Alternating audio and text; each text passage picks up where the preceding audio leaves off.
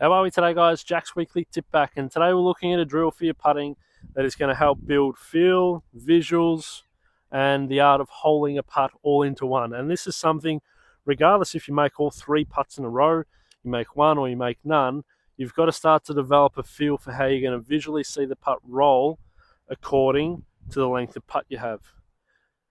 What I mean by this is, as you go further back in distance, people really don't change their putting too much. If you watch someone that holes a lot of putts, their ball looks like it's never going in for the majority of the putt.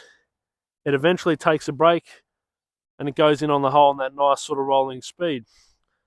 How do we start to develop that? This is a very simple drill.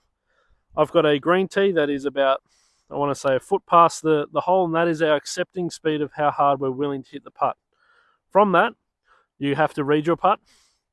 I've read it right to left. We're on a little bit of a larger slope, so it's going to curve more.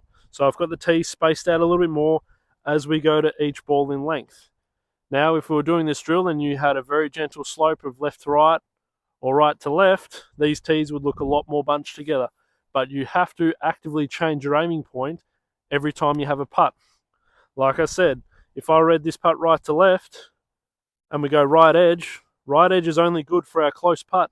We cannot go to our third ball and further back and go it's still right edge, because it just simply isn't. You'll miss way left. You'll have no chance of actually holing the putt. So we're just going to run through these. I've got all these balls lined up to each of the tees.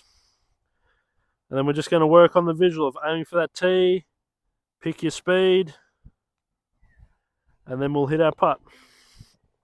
So we're allowing of the curve that's going to start to happen in these putts.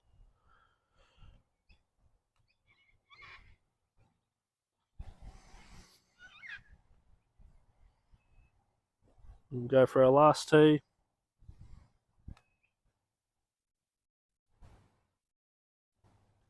So, a bit of a mixed bag there, but you can see all those putts a little bit off the pace, but they had a genuine chance in terms of the line that they were curving for.